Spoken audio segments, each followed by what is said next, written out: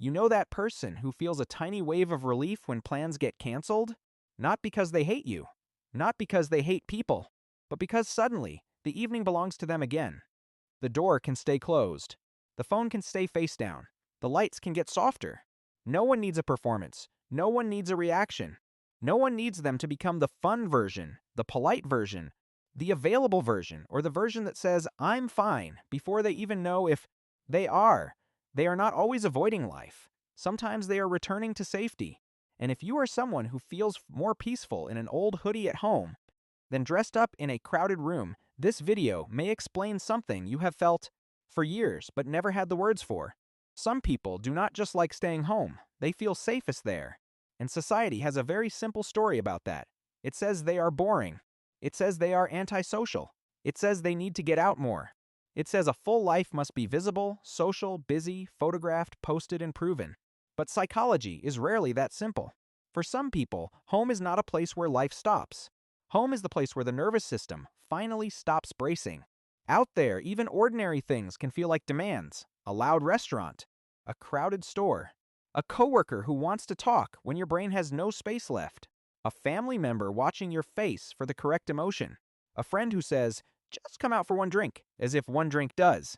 Not also mean noise, parking, small talk, timing, energy, and a 2-hour recovery period afterward. For some people, going out is not one event. It is a chain of stimulation, and home is the only place where the chain breaks.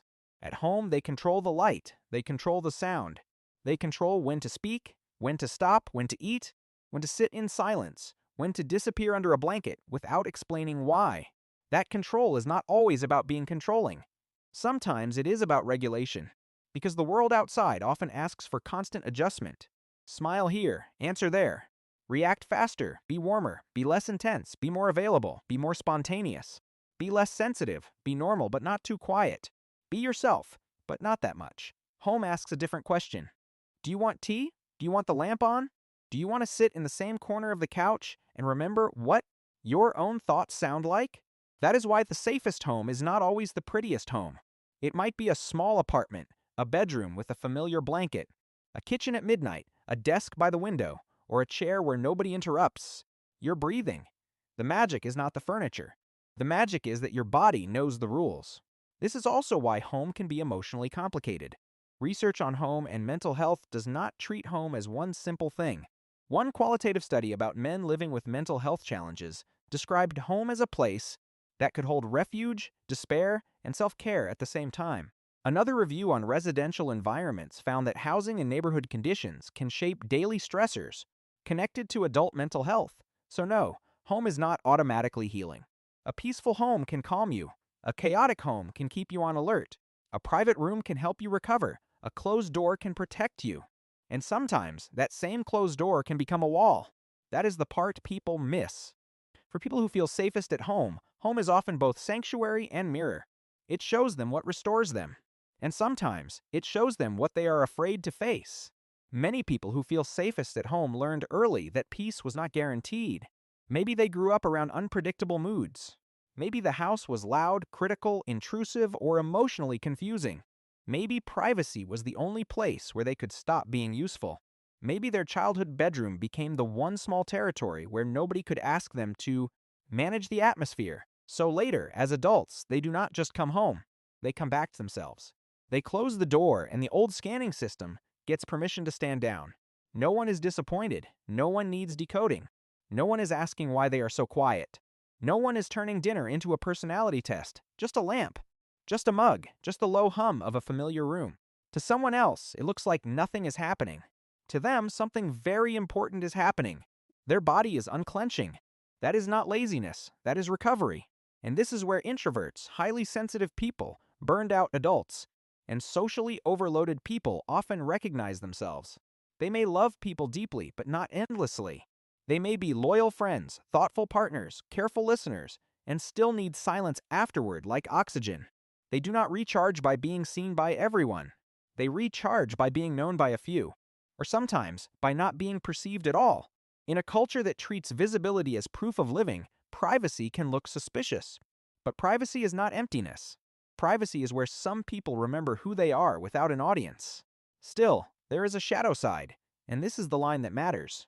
Home can be a sanctuary, or home can become a cage with soft blankets. The difference is not always obvious from the outside. Even from the inside, it can be confusing. Peace says, I am staying in because rest will help me return to life. Avoidance says, I am staying in because I no longer believe I can handle life.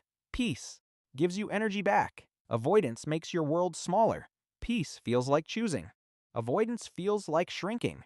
That is why the question is not, do you stay home too much? The better question is, what happens to you after you stay home? Do you feel clearer the next morning? Do you feel more like yourself? Do you sleep, think, breathe, reset? Or does every hour inside make the outside world feel more impossible? There is no shame in needing a home base. Everyone needs somewhere their body can stop auditioning. But a home base is meant to help you leave and return. It is not meant to convince you that the whole world is unsafe. So maybe the goal is not to become a person who loves crowds. Maybe the goal is smaller and more honest. Choose quieter places. Meet one friend instead of 10. Take walks when the streets are calm. Carry headphones. Plan an exit. Let yourself come home without guilt.